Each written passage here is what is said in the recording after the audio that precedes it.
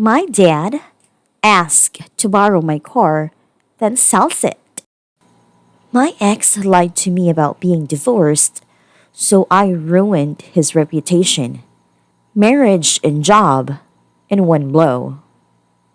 Okay, this is gonna be a long story, so bear with me. Before we get started, make sure to subscribe so you will never miss a video. So let's get started. My dad asked to borrow my car, then sells it.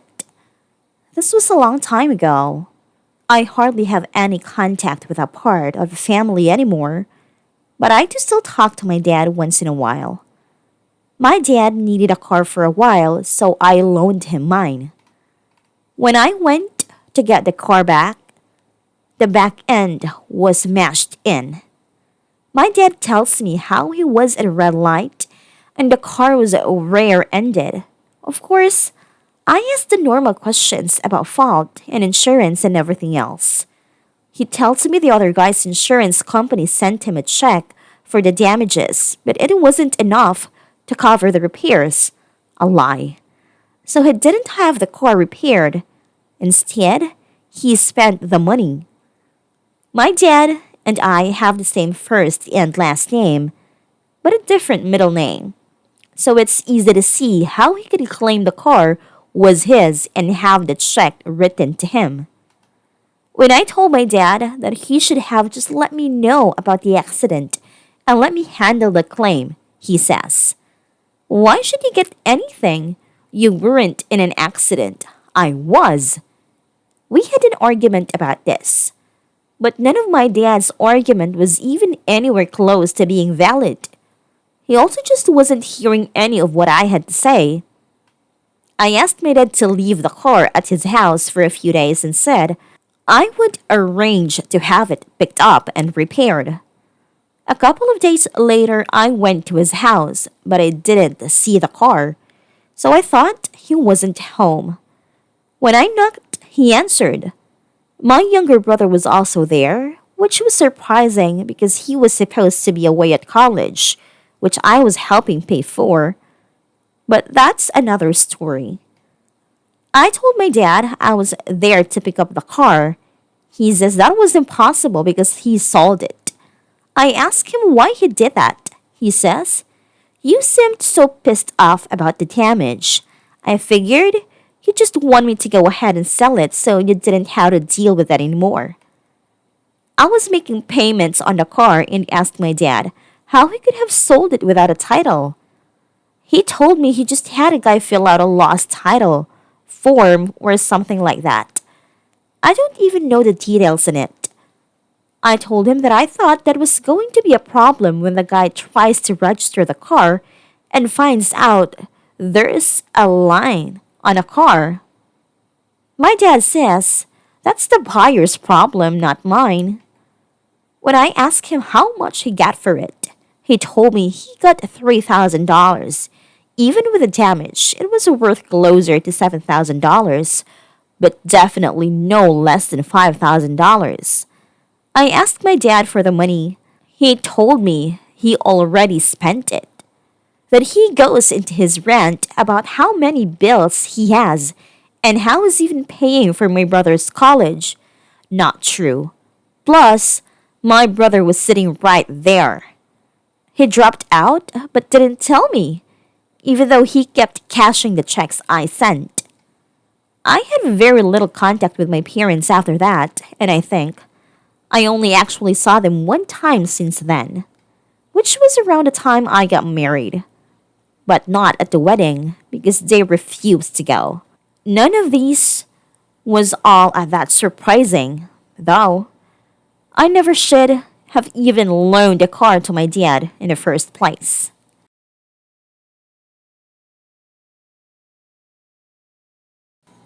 My ex lied to me about being divorced, so I ruined his reputation, marriage, and job in one blow.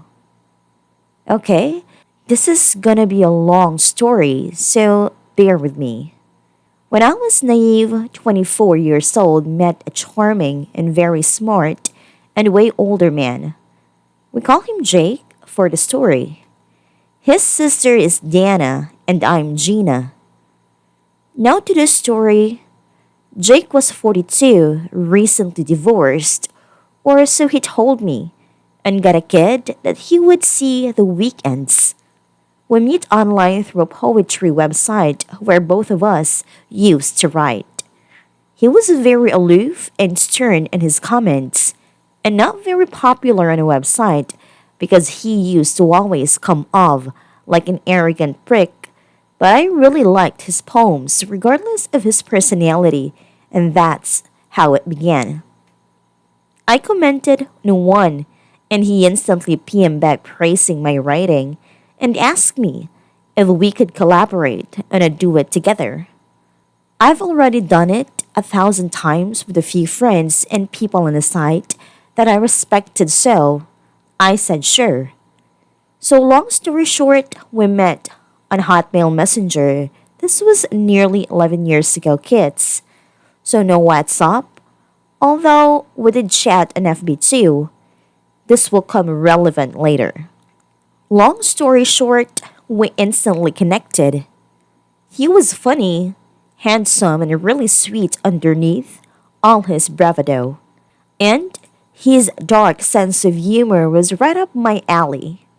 We spent months pulling all nighters just talking and writing together. Not humble bragging, but I was pretty popular in the site because I won a few awards, so by association, he became popular too. People started to reading Jake's poems and commented, and obviously, he got a huge head about it. But I digress. Our relationship became more serious after he confessed that he was falling for me and I was smitten. So I went along with it. We talked about my recent breakup and he assured me that he would never lie to me because of course he used that. Which of his ex-wife cheat on him and he was devastated until he met me. I was shocked for how bad her ex was, but assured him that I was all in. And I meant that. One important detail about our turbulent romance is that he was in South America. He's from there, and I was still living in Italy, in my hometown. So after almost 2 years of excuses for how tied up on works he was, I decided to surprise him with a visit. I bought my ticket, and it literally was like a dream. He picked me up, we kissed, hug, and he took me to his beach house, which would have been my first red flag, but I was dumb, young, and in love. Saying that it would be so much easier and fun for me doing touristy stuff on the beach port than staying in his suburbs house with no car.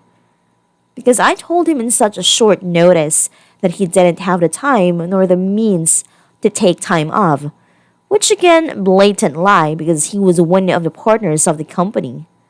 But again, I bought it and off. I went on my own almost for the entire week that I was there.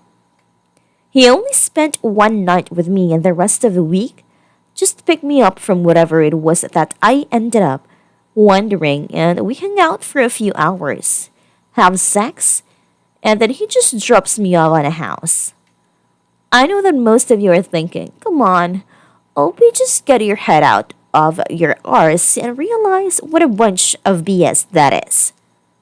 And believe me, now writing this, I realize how much of an idiot I was. But it gets better. The day before, I have to get back to Italy. He'd take me to dinner with his 6-year-old son and his sister. I was super happy to meet his family and son, but got caught off guard when he just introduced me as his friend from Italy dropping on town for a tourist. Her sister was super sweet, albeit a bit awkward, and his son was adorable. We ate, talked, and off we went. He picked me up first thing in the morning and dropped me off in the airport. Now that you got the full story, I'll get to the good part. 2 days later and still a bit jet lag, I got a very interesting email from his sister Diana. Her email was short and very simple. Dear Gina, I know that you might think I was weird and maybe a bit rude when we met, but it was only because I was tricked by Jay to join the dinner with his kid. He never mentioned that you guys were dating, but after confronting Jake, he confessed and begged not to tell anyone or his marriage will be ruined. But you're such a sweet and young girl that doesn't deserve his deceive. Jake is still married and never left their home. Don't take just my word of it. And Dana sent me pictures of his real FB profile and surprise, the perfect little family. I thanked her and shut down my computer. I was devastated. I really thought Jake was the love of my life and was seriously considering moving there. I spent all night crying and drinking wine until I gave myself the worst migraine. But the heartbreak lasted about 12 hours. At 4 a.m., I got up, shower, make a pot of fresh coffee, and started planning my revenge. I was hurt, yes, but also so angry that he not only deceived me, but dragged his sister and his innocent child in his lie. I was at the other side of the world and I didn't have the money to pay someone to kick his arse or egg his car. But it is my Sicilian father who said to me, if someone slaps you, don't turn the other cheek. Cut off their fucking hand. And so I did. Cue my sweet revenge. I sat down on my desk and turned on the computer and logged in his Hotmail. I didn't have the password, but I know him well enough to answer his three security questions on the section Forgot Password.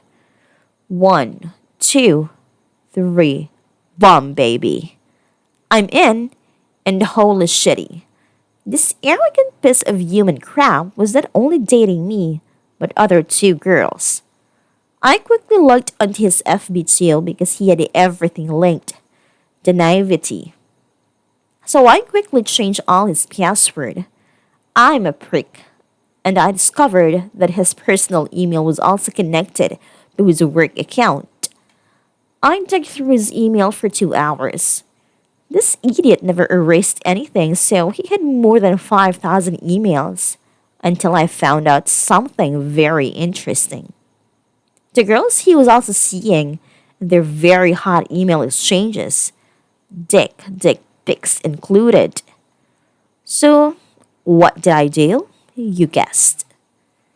I crafted a very lengthy and explicit email with pics and chat logs attached confessing to Jake's wife, posting as him obviously, begging for forgiveness and declaring how much of shitty person I was, and as a proof of my willingness to change and transparency, was sending this email to the girls too.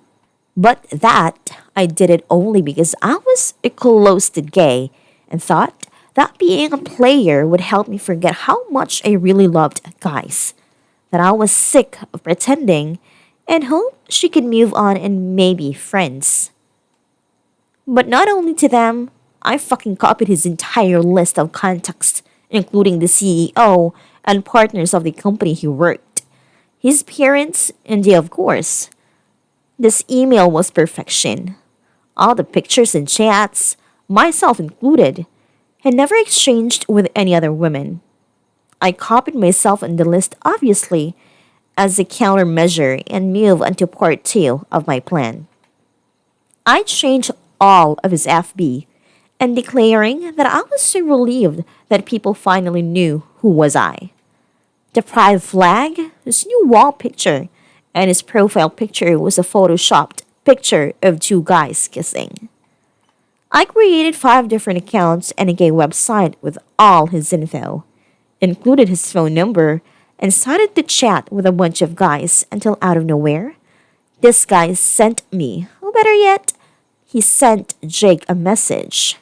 Tony was his old uni friend that had always been secretly lusting for him for years and Although I felt bad for this later, I set up a date.